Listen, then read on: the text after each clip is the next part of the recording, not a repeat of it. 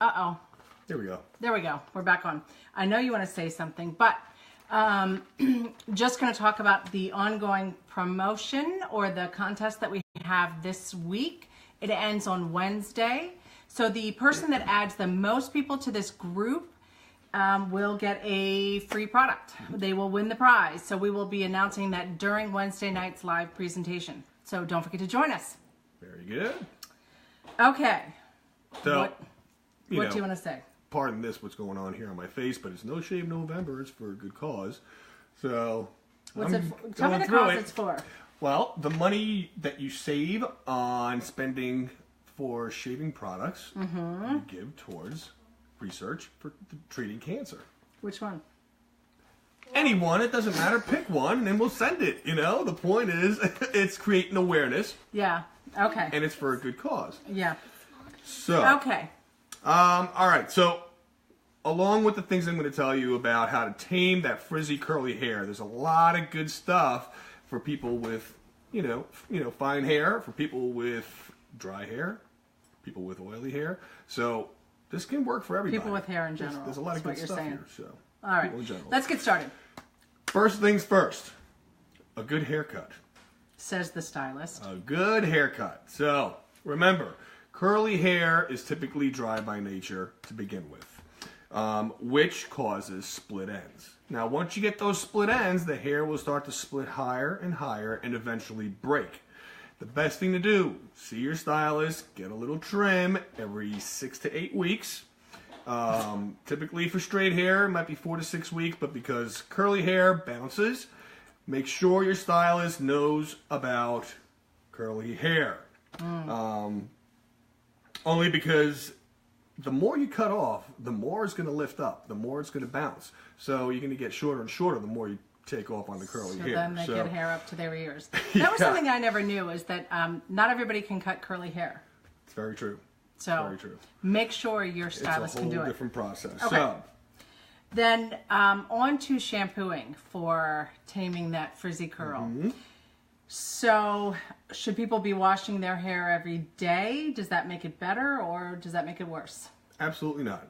Well, like I said, curly hair is naturally dry. So the more you shampoo, the drier it's going to get. You're stripping it of its natural oils. Typically for hair, for curly hair, 2 to 3 times a week, no more than 4 times a week. It's not necessary. In between shampoos, if you feel your hair is dirty, whether you're going to the gym or the pool or whatever it may be, dry shampoos are great. I love dry shampoos. Yes, if your scalp gets oily, even though you have, your ends are frizzy and dry, some dry shampoo is awesome. All right, so shampoo. So is there any specific kind of shampoo? Do you think that like a clarifying shampoo or a hydrating shampoo or what? Hydrating shampoos are the way to go. Clarifying shampoos are typically, to take off a lot of the buildup.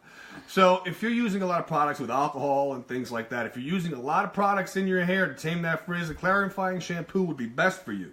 But if not, then a hydrating shampoo is great. Now, also, on the days that you don't shampoo, if you want to condition, that's fine. Conditioners, just wet and condition it? Just wet, condition, rinse. Love it. So on the days that you're off shampooing, conditioning is just fine. Okay. It'll add that moisture. Conditioner is your best friend. Conditioners are your best friends. It will maintain proper moisture into your hair. Now, because your hair is curly, you need more moisture than other people. Deep conditioning, 1 to 2 times a week, is very important. When you get into the shower, you shampoo, you put in that deep conditioner, put a cap on, because the cap will hold that heat in there and help penetrate that deep conditioner. You've said that before, yeah. Yes. Also, when you do condition, use a wide tooth comb to comb through your hair to distribute that conditioner evenly. And it also kind of pulls open that cuticle just a little bit so you can really get that conditioner in there and have it work from the inside out. So that's also important. Along with conditioning, after conditioning, cool rinses. Cool rinses. Make the water as cold as you possibly can handle and give it that cool rinse in the end. What happens there is it closes the cuticle. And by sealing that cuticle, you also get that shine that you like too. But it keeps the conditioner working in there. Got it. Yep. I haven't said anything. Go ahead, honey. Go ahead. I've got nothing to say. I feel like I got nothing to add Well, anymore. here's something that you can add. Well, I know what you do is you use the Monate's... the microfiber towel, yes. Yep. I do love that. I use that, twirl my hair in it, because what I learned is that no matter if you have frizzy curly hair, you have straight hair, you have barely any hair, using your towel on it is a really, really, really bad idea. So you should not be, aggressively, rubbing it dry. Microfiber towel, t-shirt, anything like that will help to keep that hair from, splitting ends and from doing breakage and friction, all that stuff, bad stuff. Right. Friction's bad for curly hair. Great way to do it. Turn your head upside down. Blot, blot, blot.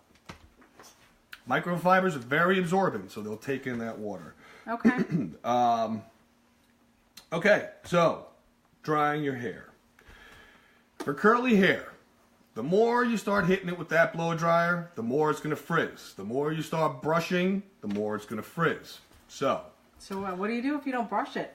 well, I'm going to tell you. There's two ways. Now, This if is you want, foreign land for me. if you want to blow your hair straight, a round bristle brush, typically a boar's bristle is best because it has natural oils in it too. So applying that heat, distribute the heat, keep moving that blow dryer. So if you don't keep it on one area too long, you'll singe your hair right off. You'll damage it that way. A heat protectant product is very important. Using a leave-in conditioner, very important. Put the leave-in conditioner when your hair is damp. And well, we'll get to some of that later. But for now, using an oil, an anti-humectant is great. But if you want to wear it curly, apply the deep conditioner, or the leave-in conditioner rather, in your curls when your hair is still wet. You can also add a little oil if you like to it. Use a diffuser. Put the hair, lay it on the diffuser. Let the hair sit in the diffuser and let the diffuser do all the work. The less you touch that curl, the less frizz you're going to get. The more you put your fingers through it, the more it's going to open that and swell that cuticle up. So nobody wants a swollen cuticle. the less you do the curl, the better it is. That's the truth of the matter. Bottom line? The bottom line. So what about styling? Styling. So if you want to wear your hair wet, and let it naturally air dry, curl creams are great. Okay. You apply some of those, it'll go into the cuticle and fill that cuticle, and it'll prevent frizz. And as you dry naturally, it'll keep that curl frizz-free. It'll keep that beautiful shine, and that curl will be frizz-free. So Nice. do your research. Let us know. We'll recommend some great, curling, stuff for you. So Curling stuff. Yep. products. Got some. Yeah. So what about some styling taffies and pomades? All right. So Because I know those, I have some friends with some curly hair, and they love, love, love those. absolutely. Now, as the day goes by, typically using mousses and hairsprays will leave your hair crunchy. And as soon as you run your fingers through that, there goes the frizz. You can't run your fingers through that. You I've seen it. can't, and crunch. it's terrible, and it just creates more frizz. So, pomades, taffies are great. They do not harden. They do not become Okay, so you brittle. put them in your hand. You put them into the palm of your hands, And then rub them. and then you rub your hands together, and using the palm of your hands and your fingertips, just gently touch the just outside. like The that. outside. Try not to run your fingers through it. You kind of want That's why I don't the have hair curly hair. between your hands and just kind of blot it. Really? Blot it. Once you run your fingers through it, you're going to open and stretch that cuticle. You don't want to do that. So Like just the kind Venus of run your Apollo Charlie he's palms. doing. Run your palms over your hands. If you have some strays, use your fingers and you work them in with the curl to get them back into the curl. So keep your fingertips and your palms with that pomade or that taffy. And the good thing about those two are they do weigh down the hair a little bit. And weight on curly hair is not always a bad thing. If you have that really tight curl, it'll loosen it up and get rid of some of that fluffiness, that poofy look. So pomades are great. throughout the day to maintain. All right, good. So we've got some don'ts here, some things that you should avoid if you have got that frizzy curl. And some of you are not going to be happy when you hear one of these. Mm-hmm. I'll let you go through it. I'm not delivering. I'm not delivering the bad news. All right. Well, for all you smokers out there, guess what? You're drying out your hair. That's not the one I was talking about. I know, but get ready for this one, moms. And I know you need that glass of wine at the end of the day. Oh dear God. Which is just sometimes fine. 3 or 4. It's not a problem. But as soon as that first bottle goes down, you're starting to dehydrate, and guess what happens? Your hair dries out as well, and that causes damage, and that causes frizz. Forget the hangover. You're gonna have frizzy hair.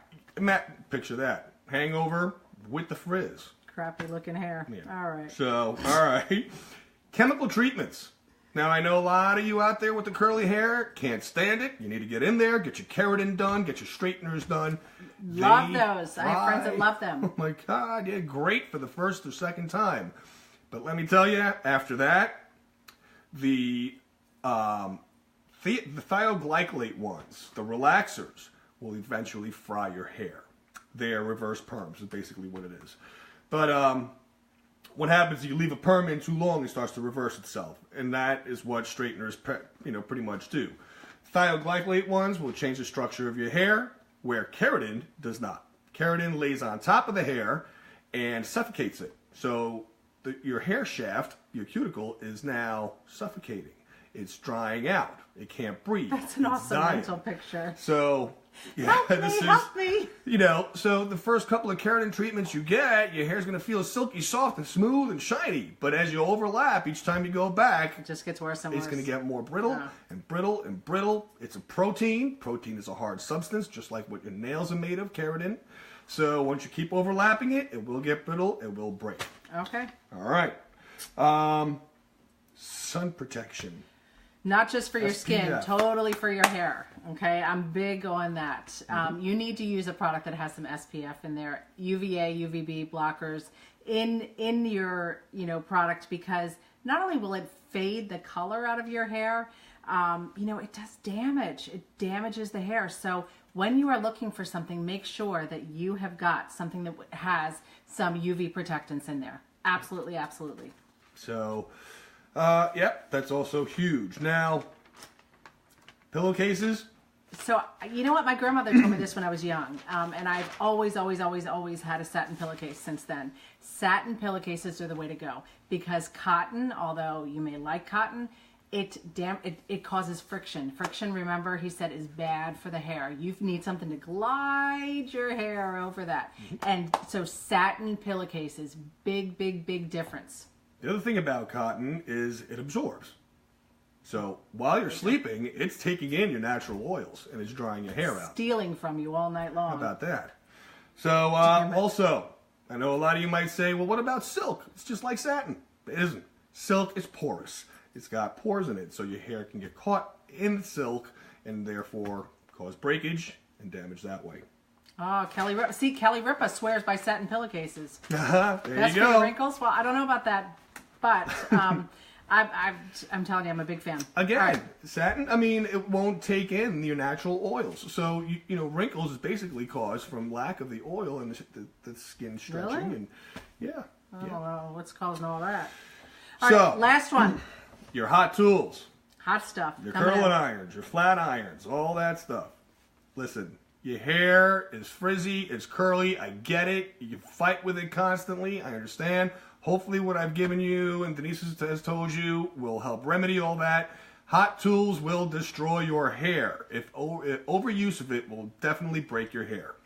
Use it on special occasions, once or twice a week if need be. Also, remember, heat protection. A product with heat protection.